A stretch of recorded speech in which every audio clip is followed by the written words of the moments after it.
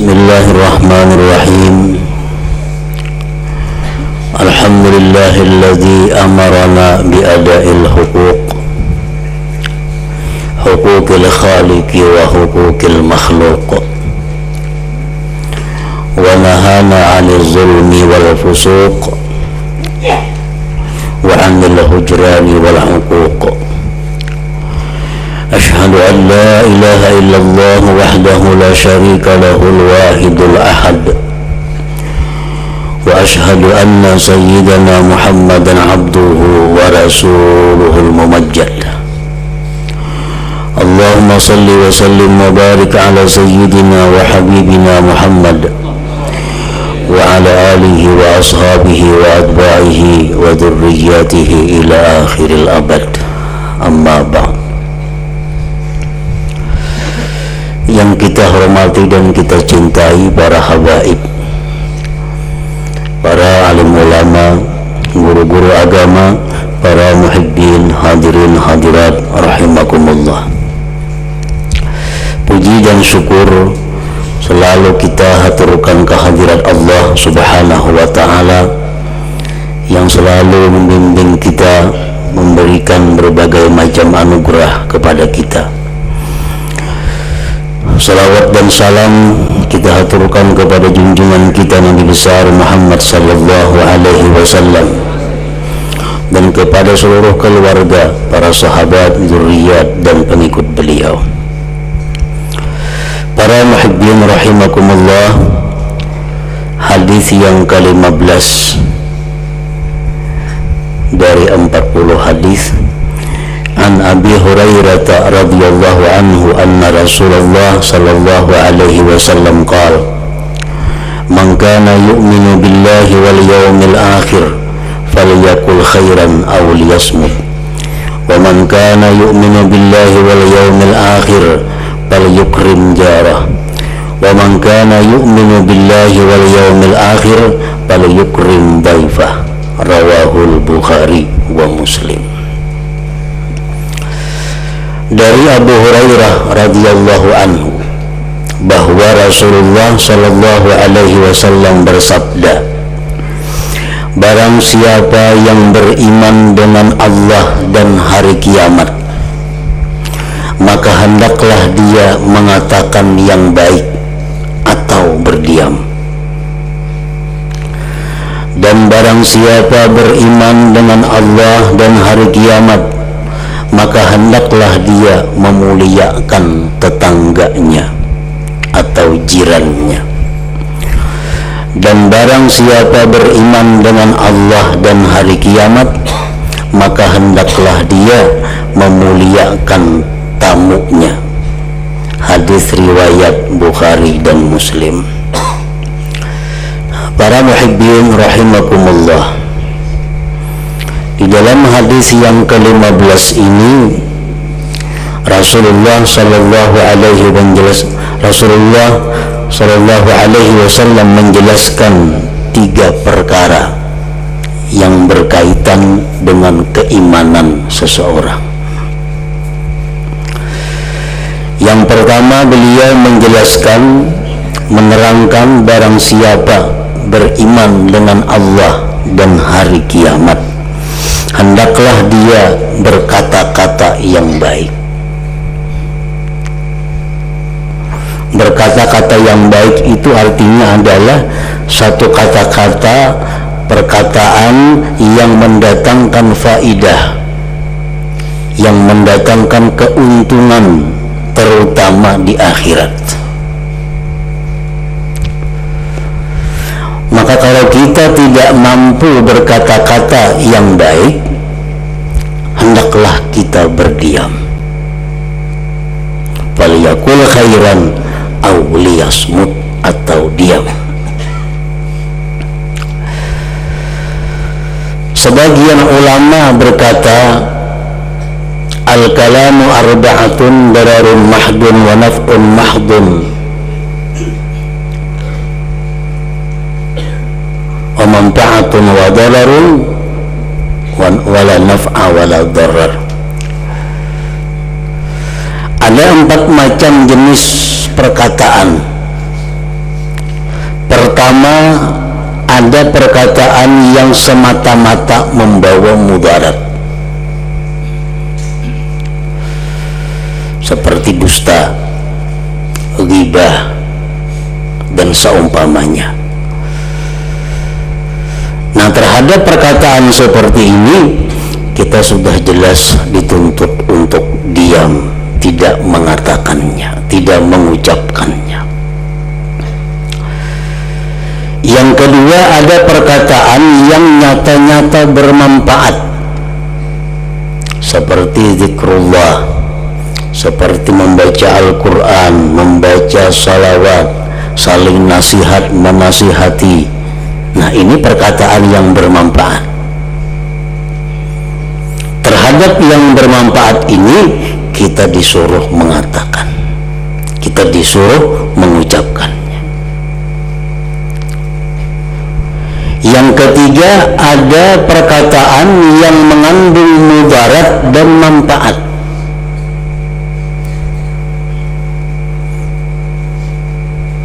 Contohnya memuji seseorang. Nah, memuji seseorang itu manfaatnya ada, mudaratnya ada. Manfaatnya kita menyenangkan orang, tapi mudaratnya apa? Bisa-bisa pujian kita itu lebihan daripada sebenarnya. Atau yang dipuji ini jadi sombong, yang dipuji ini jadi angkuh, gara-gara kita memuji. Nah, bila mana perkataan itu ada mengandung mudarat dan manfaat, kita pun disuruh diam, kada perlu. Yang keempat, jenis perkataan adalah yang tidak ada mudarat dan tidak ada manfaat. Contohnya seperti menceritakan keindahan-keindahan alam. Misal kita datang musafir, datang perjalanan di mana kita berkisah tentang gedung-gedung, berkisah tentang gunung-gunung. Nah, itu perkataan manfaatnya kadada, mudaratnya kadada. Ini pun pula kita disuruh diam daripadanya. Nah, jadi dari 4 macam jenis perkataan tadi, hanya satu yang kita disuruh mengucapkannya, yaitu perkataan yang nyata-nyata hanya mengandung manfaat. Faliyakul khairan aw liyasmut, hendaklah berkata yang baik atau diam.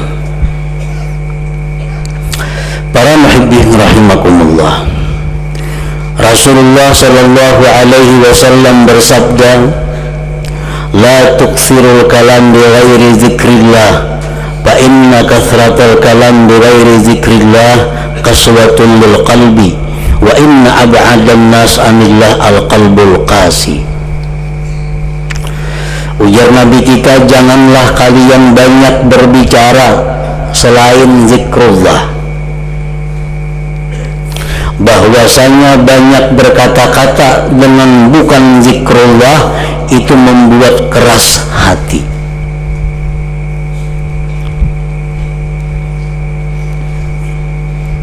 Perkataan yang artinya zikrullah itu bukan semata-mata la ilaha illallah, saling memberikan nasihat, saling wasiat mewasiati, termasuk zikrullah.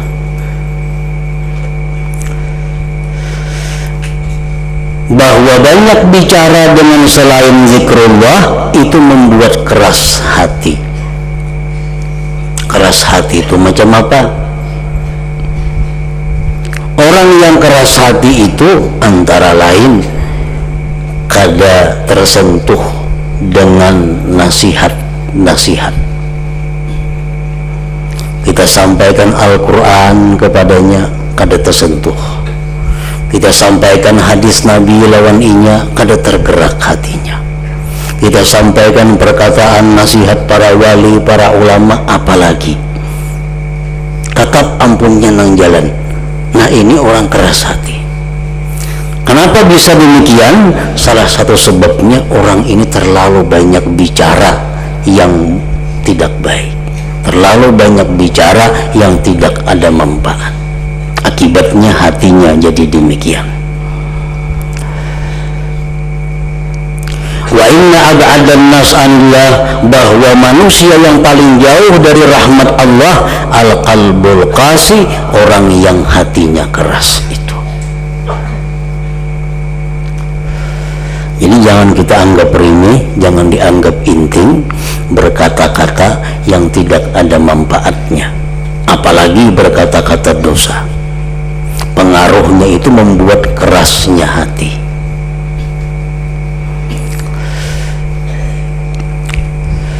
Orang mengingat dosa yang telah diperbuat, kalau hatinya lemah, hatinya lembut, dia akan menetiskan air mata. Tuh, ingat-ingat dosa-dosa bahari itu, kita ingatkan dosa bahari. Sopannya kita lawan Tuhan, waninya kita lawan Tuhan, ingatakan itu. Kalau hati kita ini lembut, menangis. Tapi kalau hati kita keras, kada tetangis. Itu salah satu alamat hati yang keras. Kada ada rasa menyesal terhadap perbuatan-perbuatan yang jahat yang pernah dilakukan. Seorang laki-laki pernah berkata kepada Rasulullah sallallahu alaihi wasallam, "Ya Rasulullah, alimni amalan yudkhilunil jannah." Wahai Rasulullah, ajari aku amalan yang aku masuk surga sebab amalan itu. Rasulullah bersabda, "Fa'atimil ja'i wasqiz zam'ana wa'mur bil 'urfi wanha 'anil munkar." Jar Nabi, kalau kita hendak masuk surga, amalannya beri makan orang yang lapar, minumi orang yang haus, laksanakan amar ma'ruf dan nahi munkar. Nah, ini amalan masuk surga. Fa illam tutik dzalik fakuffa lisanaka illa min khair. Jikalau kamu tidak mampu melakukan amalan-amalan tadi, ada penggantinya. Tahanlah lisan kamu daripada berkata-kata kecuali yang baik. Nah, jadi artinya apa? Kita menahan mulut kita daripada berkata-kata yang tidak baik, itu sangat besar pahalanya. Menempati memberi makan orang yang lapar, meminumi orang yang dahaga, dan melaksanakan amar ma'ruf nahi munkar. Sebagian ulama berkata bahwa ada amalan yang paling besar pahalanya dan paling intim ungkusnya, paling nyaman gawiannya. Apa amalannya? Menahan mulut daripada berkata-kata yang sia-sia. Intim biayanya. Dan kada sakit, wong uyuh awak kalau sembahyang uyuh, puasa lapar. Kalau kita menahan mulut dari berkata-kata, nah parapahnya. Padahal pahalanya sangat besar. Nah, para muhibbin rahimakumullah, yang kedua Rasulullah sallallahu alaihi wasallam bersabda, "Wa man kana yu'minu billahi wal yawmil akhir falyukrim jara." Siapa yang beriman dengan Allah, dengan hari kiamat, hendaklah memuliakan tetangganya, jirannya. Pengertian tetangga di sini mencakup 3 kelompok. Pertama, tetangga yang serumah. Siapa tetangga serumah? Pasangan hidup kita. Bini itu jiran juga ngarannya. Jiran yang paling parak nih tuh. Yang kedua, rumah yang berdampingan dengan kita. Jiran juga ngarannya.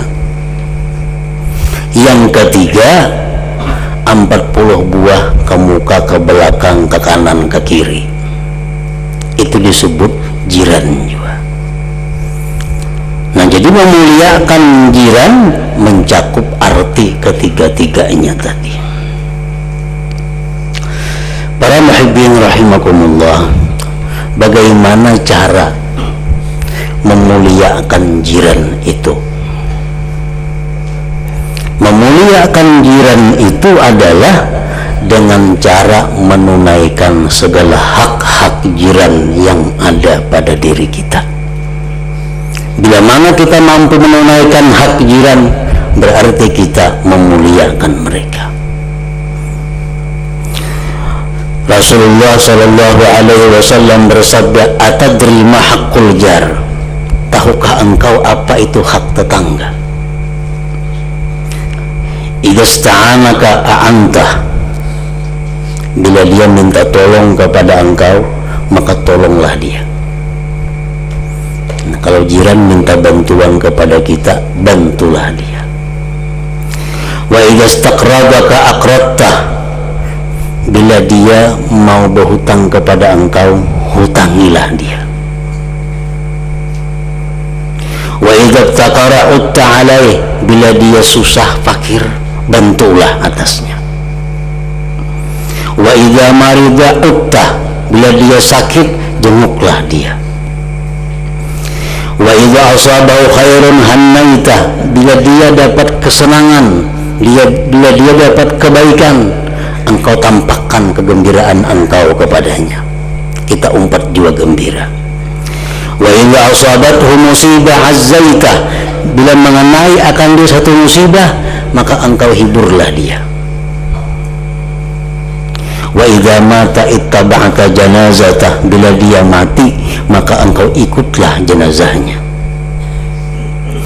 Wala tastatil alaihi bil bina fatahjub anhu ar-rih illa bi'idhnih. Jangan kau membangun bangunan lebih tinggi daripada rumahnya, karena akan mendinding angin udara daripadanya, kecuali seizin dia. Wala tu'dhihi bi qutari rihi kidrika illa an tadhrifa lahu minha. Jangan kau sakiti tetangga itu dengan aroma makanan yang ada pada engkau, kecuali engkau kasih akan dia. Misalnya nganggarih talangkah umpamanya, nah kada keciuman nggak situ kamari baunya, kasihan orang mencium mana aja diberi iya maka.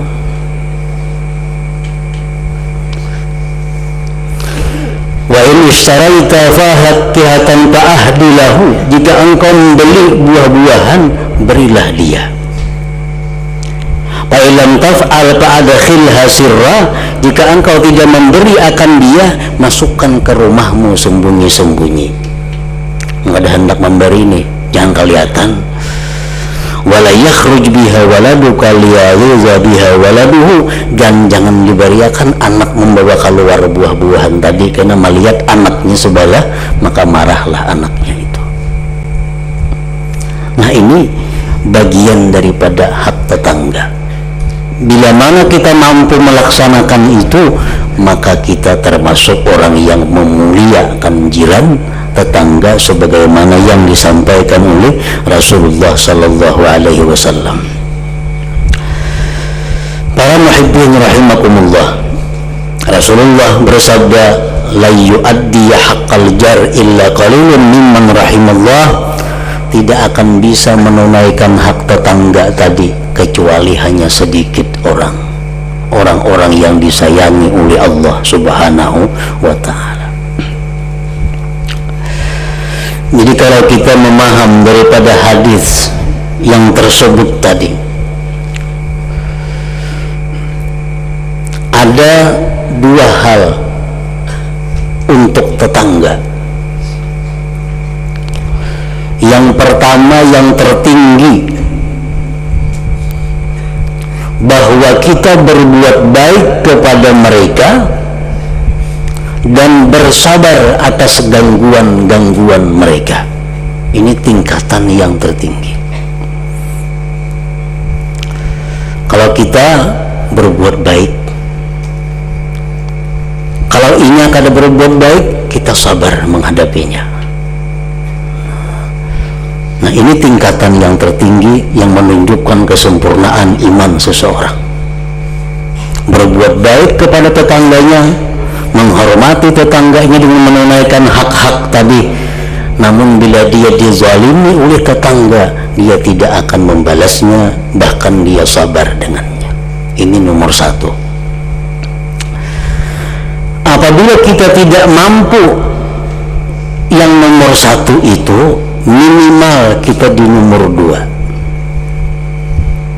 Nah, kalau kita kada mampu berbuat baik kepada tetangga, maka jangan sekali-kali menyakiti atau mengganggu tetangga.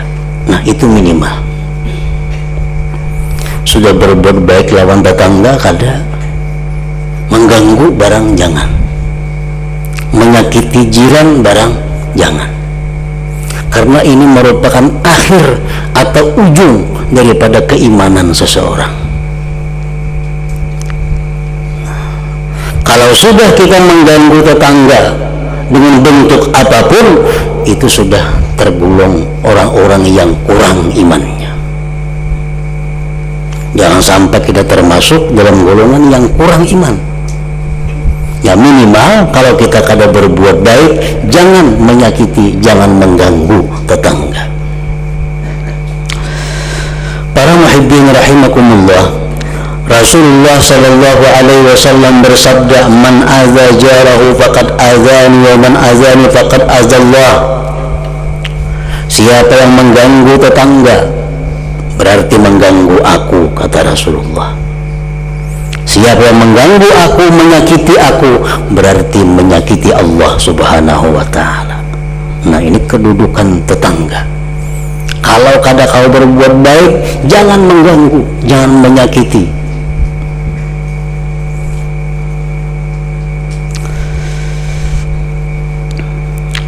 Para sahabat pernah menceritakan di hadapan Rasulullah sallallahu alaihi wasallam seorang perempuan, tasumun nahar wa taqumul lail.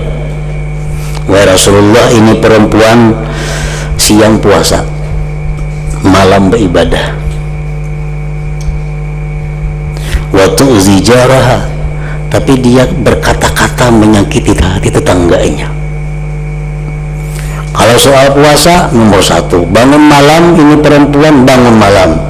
Tapi bila berkata-kata, padas tersinggung orang sebelah. Apa Rasulullah menjawab?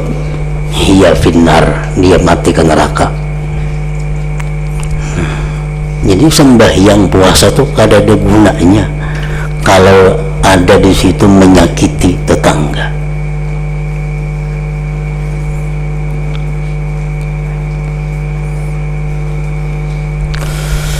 Dalam kesempatan lain, Rasulullah sallallahu alaihi wasallam bersabda, "Wallahi la yu'minu, wallahi la yu'minu, wallahi la yu'minu." 3 kali beliau bersumpah. Ujar Nabi, demi Allah tidak beriman, demi Allah tidak beriman, demi Allah tidak beriman. Sahabat ini bingung, luar biasa ini. Siapa wahai Rasulullah? Beliau menjawab, man la ya'manu jaruhu bawa'iqahu. Orang yang tetangganya tidak merasa aman daripada kejahatannya. Orang merasa kada aman dengan inyan sebelah itu, baik tingkah lakunya, baik kata-katanya, baik kelakuannya, maulah orang pusing. 3 kali Rasulullah mengatakan la yu'minu, orang itu tidak beriman. Dan di dalam masalah jiran ini tidak ada kecuali. Bahkan orang yang kafir pun kalau dia jiran, ada hak yang mesti kita hormati. Jangan hanya orang Islam, orang kafir pun kalau masuk tetangga kita, itu ada hak yang mesti kita berikan. Apalagi orang fasik di bawah kafir, apalagi orang yang kada fasik, yang bujur-bujur adil.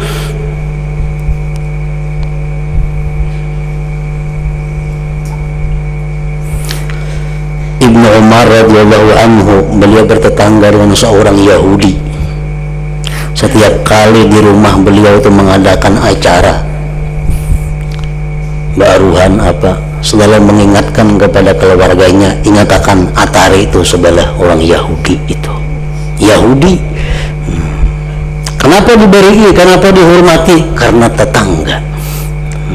Ada hak tetangga.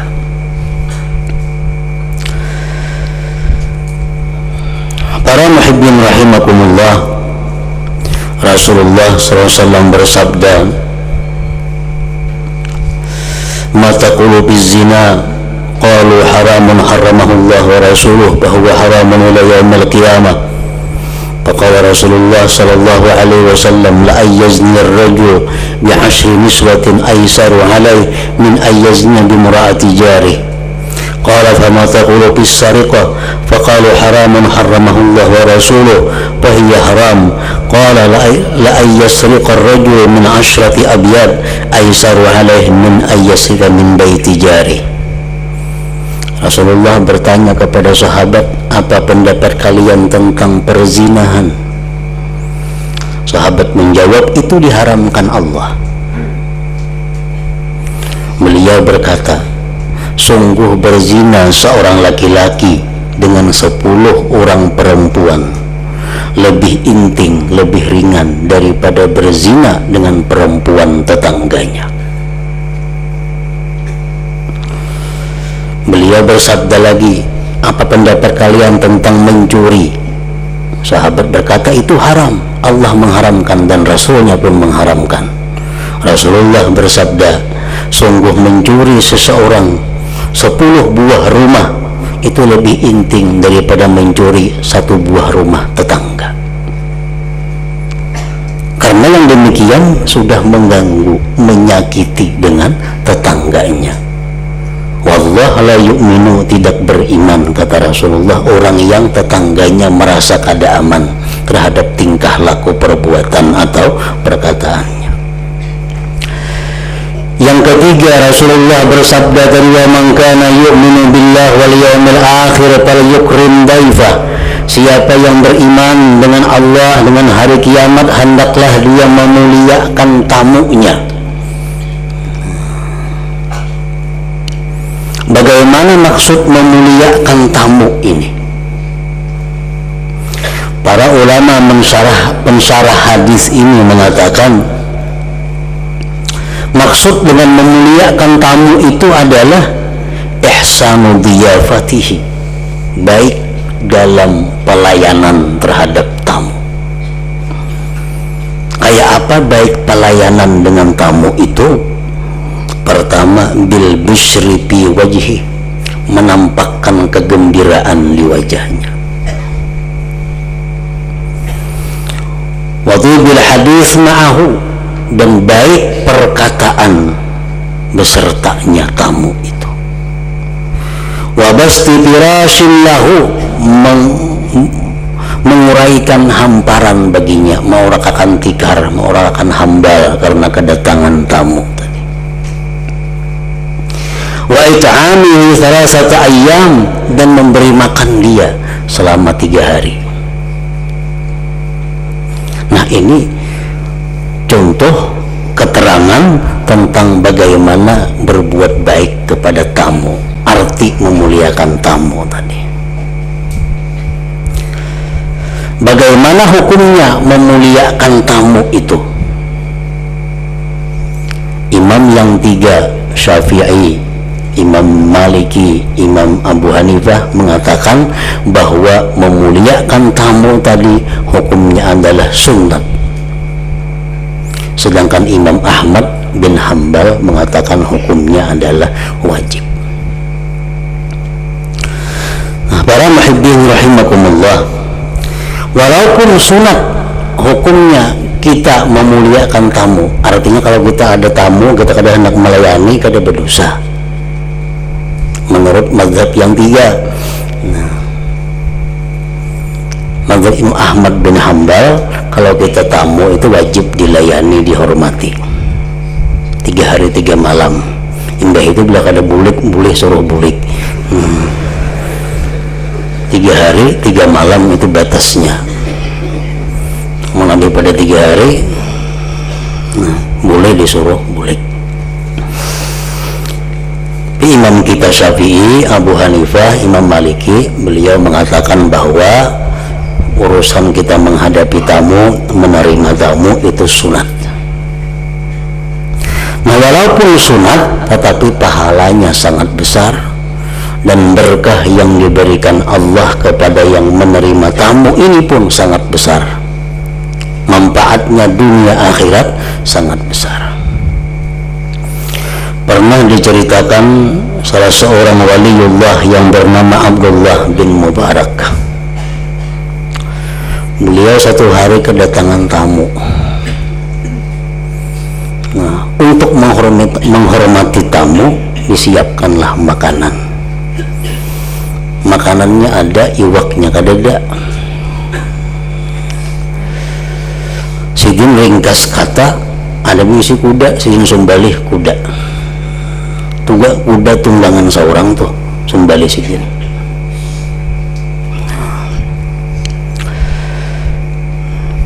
Dimasak, dihidangkan kepada tamu.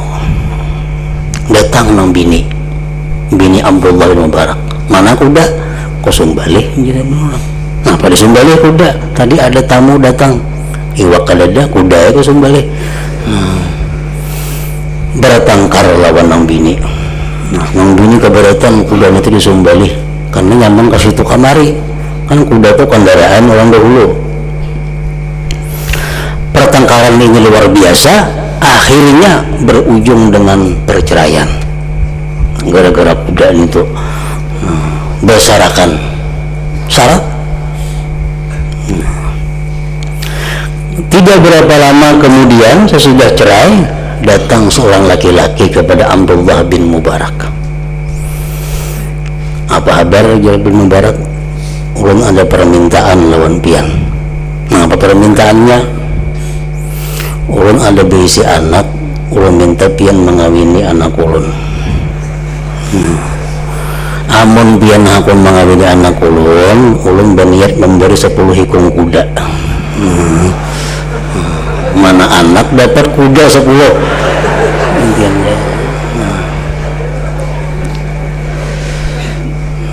Berkat apa? Memuliakan tamu. Jadi walaupun sunat memuliakan tamu, tapi manfaatnya, berkahnya, pahalanya sangat besar, baik dirasakan di alam dunia apalagi di akhirat. Nah, kemudian hadis yang ke-16 la hadratin Nabi sallallahu alaihi wasallam. Al-Fatihah. Bismillahirrahmanirrahim.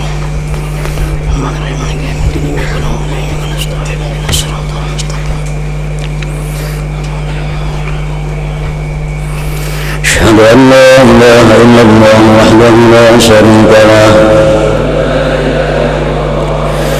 وأشهد أن سيدنا محمدا عبده ورسوله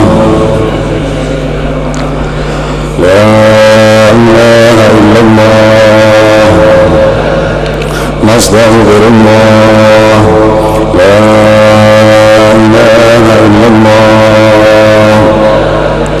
نستغفر الله لا إله إلا الله نستغفر الله لا إله إلا الله ونتوب إلى الله لا إله إلا الله محمد رسول الله صلى الله عليه وسلم فيا أيها الرجل منه شفاعة صلوا عليه وسلموا تسليما اللهم صل وسلم